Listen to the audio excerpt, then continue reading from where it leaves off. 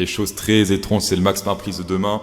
34 000, on est sur du 34 000 avec 58 000 bitcoins en jeu, ça représente presque 2 milliards, j'avais vu hier. Pourquoi pas un petit pump secret là ce soir ou dans la journée. Donc ça c'est vraiment le scénario secret très bullish jusqu'à demain matin 9h. C'est que on s'approche de ce max pain prise 34 000.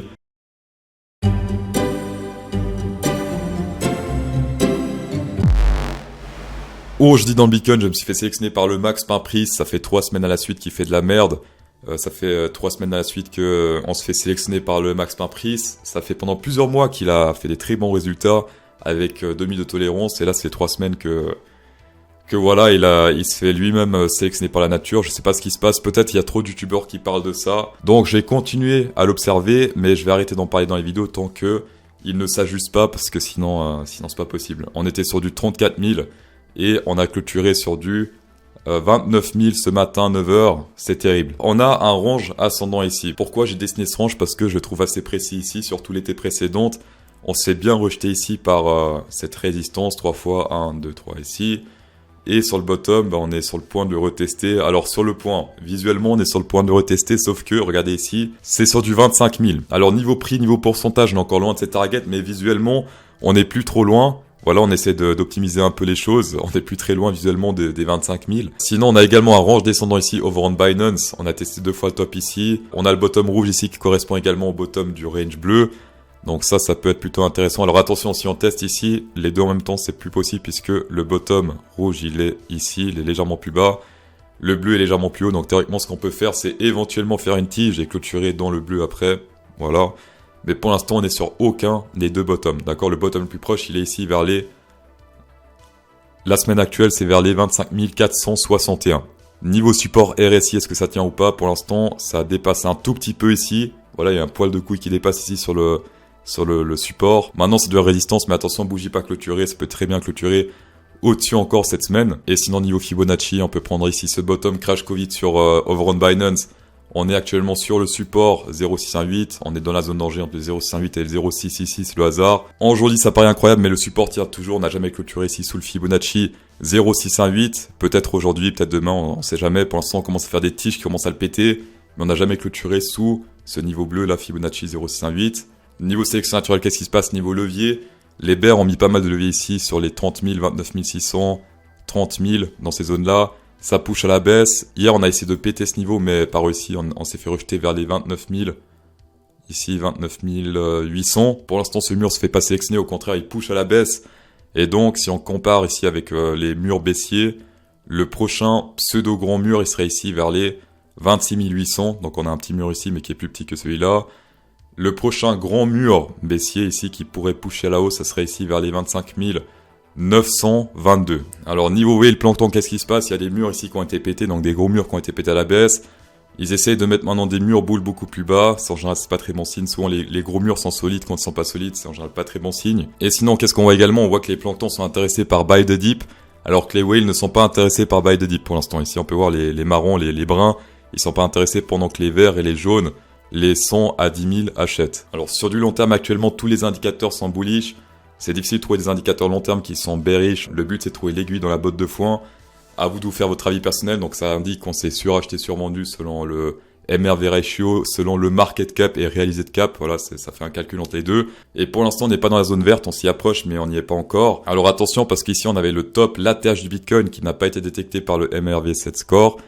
C'est-à-dire que ici, on n'était pas sur acheter et pourtant, c'était l'ATH. D'accord? Donc, peut-être qu'ici, on n'est pas survendu et ça sera le bottom. Ce qui est sûr, c'est que la première fois que c'est trompé, c'était l'ATH précédent. Il n'était pas suracheté et pourtant, c'était terminé.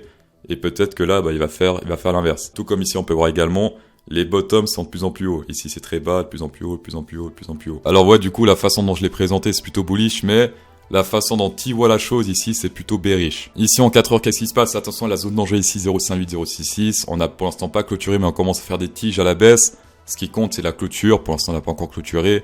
Donc, si on fait une clôture 4 heures sous ce niveau 0,58, 0,66, pardon, là, ça peut commencer à craindre. Et ce niveau deviendra une résistance. Et donc, toujours plus bas, hop, et toujours plus bas. Voilà. Ce niveau correspond également au niveau RSI ici. Donc, si on pète ça à la baisse, hop, ça devient résistance et toujours plus bas. Alors, toujours plus bas ou bien opportunité de short si, hop, on rebondit, rejet, short et to the ground. Sur CoinAlyse, qu'est-ce qui se passe? Déjà, hier, on a pu voir que c'était pas ouf parce que on montait ici sur le prix et ici on descendait. D'accord? Ici c'était rouge. C'est-à-dire qu'on va retester au moins ce niveau-là. Ce niveau où ça commence à descendre. Donc ici, c'est ce qu'on vient de faire maintenant, il y a quelques heures. Toujours plus de gens qui long ici over on Binance alors qu'on se pète la gueule. Donc toujours des gens qui tentent de buy the dip. On a également toujours plus de gens qui long en général dans les positions long short est toujours écarté. Et sinon les spots, ils continuent de vendre doucement mais sûrement ici. Ça commence à descendre, ça descend, ça descend. Et pour une montée saine, comme d'hab, il faut que les deux montent, c'est-à-dire ici ça monte, là ça monte aussi, pour l'instant c'est pas du tout le cas. Avec KuCoin, on va distribuer quelques lots de consolation parce que ça chiale sur le marché. Du coup, il faut remonter un peu le moral comme on peut. Donc, en description, vous avez sur KuCoin, là, si vous inscrivez les 60 premiers qui s'inscrivent et qui font un premier trade, peu importe le montant, donc s'inscrire et faire un trade, peu importe le montant, vous recevrez chacun 25 USDT gratuits, que vous pouvez également trader et faire du levier avec. 25 $ gratuits, très facile d'accès, et en plus, si vous faites levier son, avec ces 25 $ gratuits, ça fait 2500 $ de trade gratuits, voilà, ça se refuse pas. Deuxième lot de consolation, c'est ici, Carnaval des crypto-monnaies au trésor, 250 000 $ qui vont distribuer. Il y en a un qui va gagner 100 000, il y aura 1000 qui vont gagner 100 $, et il y aura 50 000 $ qui vont être distribués entre le reste. Tout ce qu'il faut faire pour participer, c'est faire un trade de 100 $ ou plus. Dans ce que vous voulez, vous pouvez trader du XRP, du Bitcoin, du Ethereum, et chaque utilisateur peut recevoir jusqu'à 5 tickets, donc vous pouvez faire 5 trades différents et avoir 5 fois plus de chances de gagner, voilà. Le lien, je le mets en description, et le dernier truc, c'est pour ceux qui sont intéressés par lancer des bots de trading sur KuCoin, vous pouvez faire le bot de DCA dont je vous ai parlé la semaine passée. KuCoin, vous allez sur la page trade, trading bot, vous mettez peu importe la stratégie, voilà, il y a même le DCA si vous voulez, et après vous mettez ici simplement votre KuCoin User ID, et parmi vous il y aura 100 personnes qui vont recevoir 20 $, soit 2000 $ à se partager, c'est fantastique. Également le lien de ce formulaire sera en description, donc tapez dedans. On va pas passer over on Ethereum, mais over on Bitcoin dominance qui est en train de pump to the moon. Alors en semaine lit ça ressemble à que dalle, mais regardez en jour lit, c'est assez incroyable ce qui se passe là. En semaine lit il y a un joli Shark Bull qui est en train de se former ici. Donc la première target est très loin, c'est ici vers les 57%. Donc c'est très loin vu qu'actuellement on est sur du 46%. Alors, la Bitcoin dominance, c'est-à-dire quoi? C'est-à-dire la puissance du Bitcoin par rapport au restant du marché crypto. Si le Bitcoin se pète la gueule et que sa dominance monte, c'est que les alts, c'est le sang pur. Ça c'est des cascades de sang sur les alts. C'est encore plus terrible pour les alts parce que les alts crachent encore plus que le Bitcoin. Et pour l'instant, ils se pètent la gueule avec la dominance qui monte. Ça, c'est pas très bon. Voilà. Et surtout, si sa première target est ici vers les 57%.